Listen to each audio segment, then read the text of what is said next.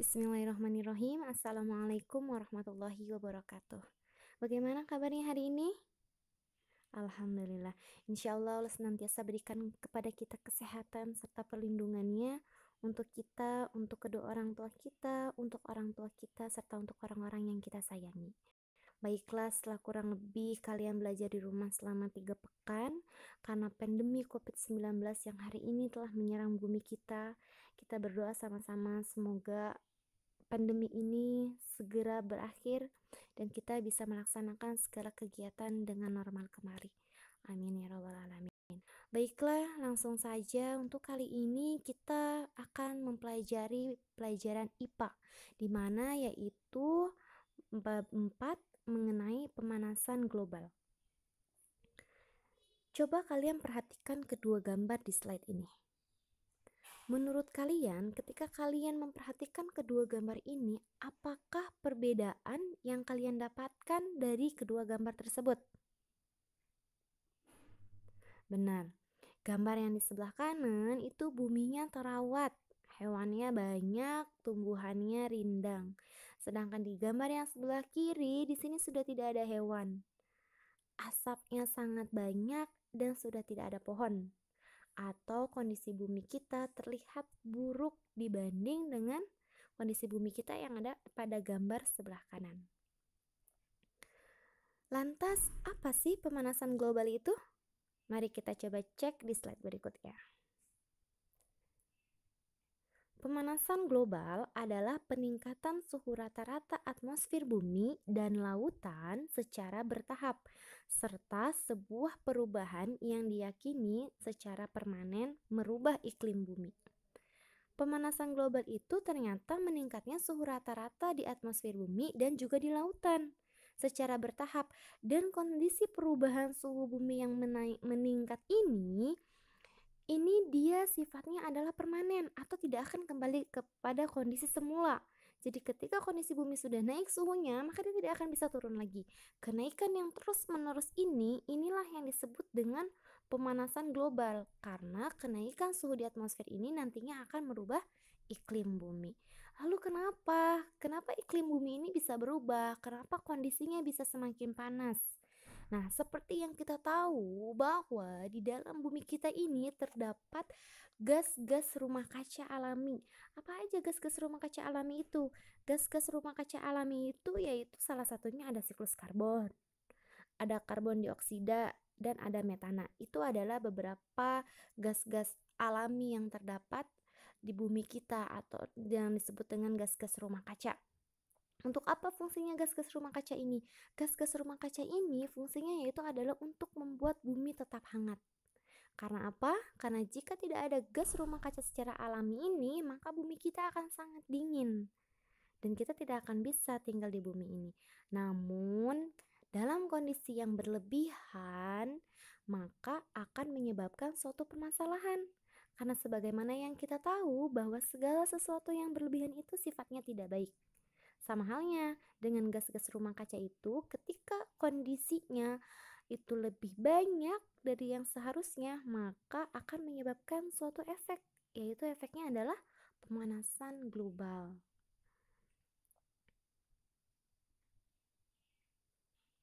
Yang selanjutnya ada efek rumah kaca. Kalau tadi sudah dijelaskan apa itu gas-gas rumah kaca, sekarang ada efek rumah kaca. Efek rumah kaca adalah proses pemanasan alami yang terjadi ketika gas-gas tertentu di atmosfer bumi memerangkap panas. Tadi Susu sudah sebutkan apa saja itu gas-gas alami rumah kaca. Coba, ada berapa? Ya, ada 3. Yang pertama yaitu air, yang kedua karbon dioksida, dan yang ketiga metana. Pintar. Itu adalah gas alami rumah kaca yang terdapat di bumi kita. Kemudian di sini dijelaskan bahwa efek rumah kaca itu adalah proses pemanasan alami yang terjadi ketika gas-gas tertentu di atmosfer bumi memerangkap panas. Jadi seperti ini gambarannya. Ketika kita berada di dalam suatu rumah atau di dalam suatu ruangan yang dindingnya kaca, atapnya kaca, pintunya juga kaca, dan kita berada di dalam ruangan tersebut ketika siang hari. Siang hari itu sangat cerah. Bayangkan, panasnya akan tembus ke dalam rumah itu. Iya, panasnya akan tembus, akan masuk. Kondisi kita di dalamnya seperti apa? Panas bukan? Ya, kondisi kita di dalamnya panas. Cahaya dari matahari itu dipantulkan dan masuk ke dalam rumah kaca tersebut. Kemudian oleh kaca tersebut dipantulkan kembali. Dipantulkan kembalinya ke mana? Dipantulkan kembali ke atmosfer. Namun itu tidak diterima dari atmosfer, itu akan dibalikan kembali, akan dipantulkan kembali ke rumah kaca, sehingga panasnya akan tetap berada di dalam ruangan atau tetap berada di dalam rumah kaca tersebut. Nah, itulah gambaran sederhana mengenai efek rumah kaca. Paham sampai di sini? Ya, sudah lanjut ya. Di sini kita akan membahas mengenai faktor penyebab pemanasan global. Tadi kita sudah bahas tentang apa itu pengertian pemanasan global, apa itu efek rumah kaca, serta gas alami dari bumi. Faktor penyebab pemanasan global yaitu ada 5, pintar. Yang pertama ada emisi CO2. Emisi CO2 ini berasal dari dua hal. Yang pertama yang berasal dari pembakaran bahan bakar fosil sebagai pembangkit tenaga listrik. Yang kedua yang berasal dari pembakaran gasolin yang berasal dari bahan bakar alat transportasi.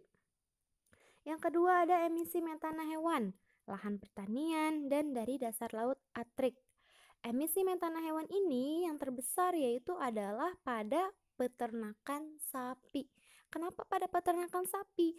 Karena karbon dioksida yang dikeluarkan oleh hewan pemamah biak itu sangatlah besar.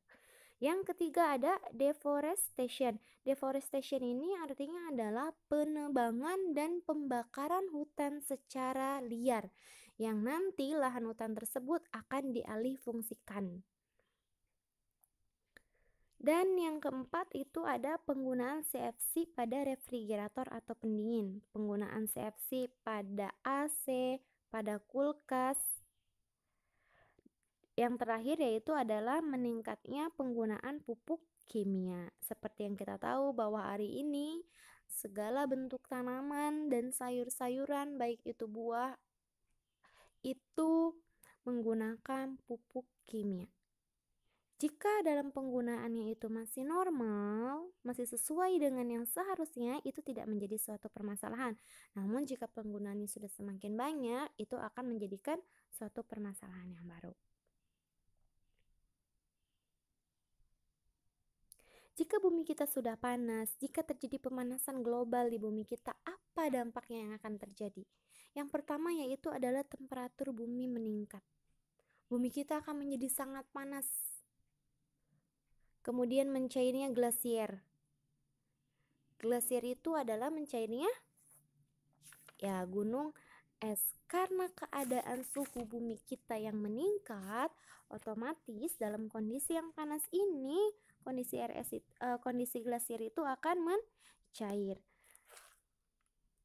Dalam kehidupan sehari-hari kita bisa melihat contohnya dari es batu yang kita ambil dari freezer, kemudian kita letakkan di ruangan terbuka. Coba menurut kalian, ketika es batu yang kita ambil dari freezer kemudian diletakkan di ruang terbuka, akan mencair atau tetap beku? Ya, akan mencair. Karena apa? Karena suhunya di luar itu panas. Nah, seperti itu juga glasier. Glasier itu akan mencair karena apa? Karena tadi temperatur bumi kita semakin meningkat akibat dari pemanasan global. Ketiga yaitu ada hilangnya terumbu karang. Hilangnya terumbu karang ini juga akan menyebabkan spesies-spesies di bawah laut ekosistemnya akan terganggu.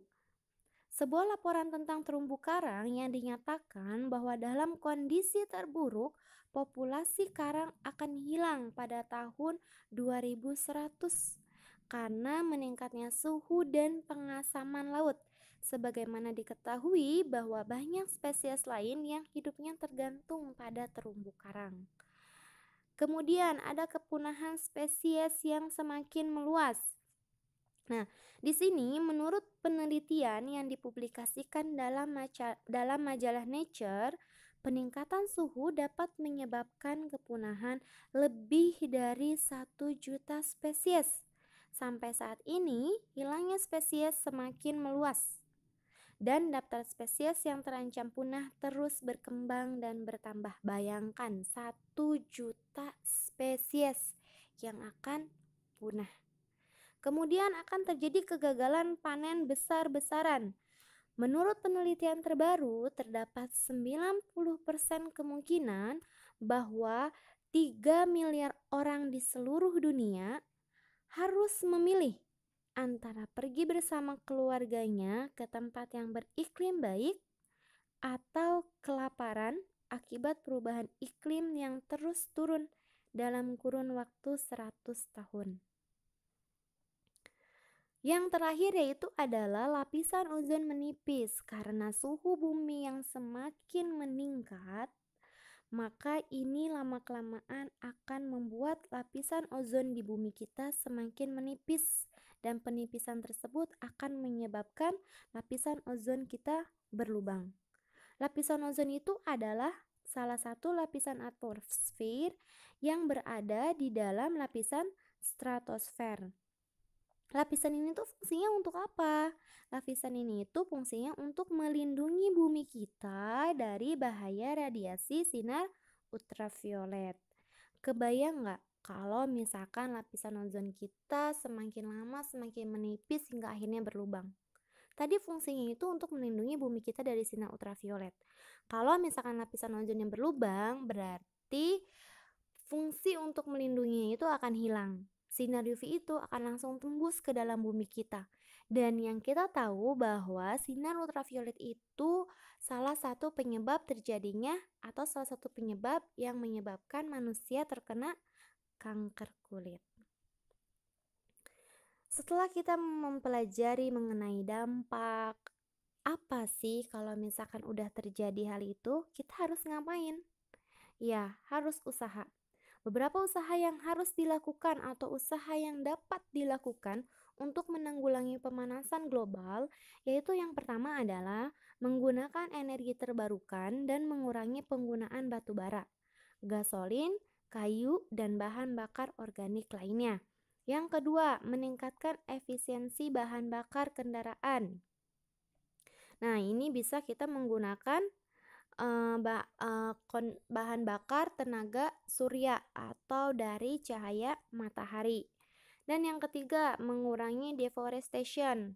Deforestation tadi sudah dijelaskan, penebangan dan pembakaran hutan secara liar.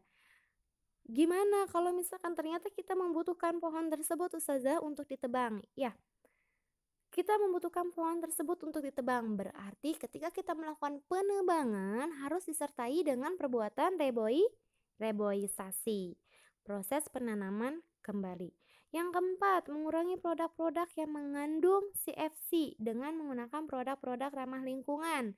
Nah, kalau misalkan di rumah kalian menggunakan AC atau di kamar kalian menggunakan AC, di asrama ada AC, berarti AC tersebut harus dimatikan.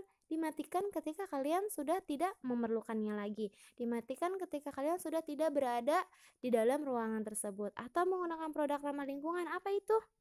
Ya, kita bisa menggunakan kipas angin. Dan yang kelima yaitu mendukung dan turut serta pada kegiatan penghijauan. Sebagaimana yang kita tahu bahwa akhir-akhir ini semakin tinggi, semakin banyak orang-orang yang melakukan penanaman pohon, penanaman 1000 pohon, penghijauan hutan, kemudian pembuatan hutan kota. Itu adalah fungsinya untuk satu usaha untuk menanggulangi pemanasan global. Agar apa?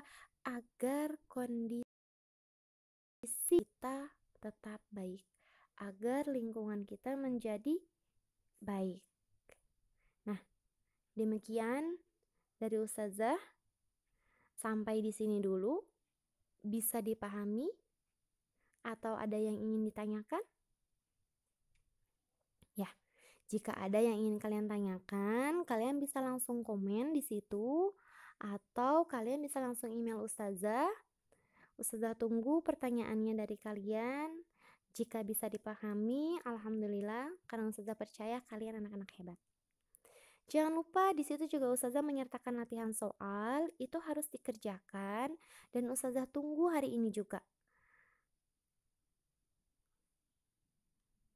Semoga apa yang disampaikan bisa memberikan manfaat, semoga bermanfaat untuk kita dan semoga bisa menjadi amal baik untuk ustazah. Baiklah, kurang lebihnya ustazah mohon maaf. Wassalamualaikum warahmatullahi wabarakatuh.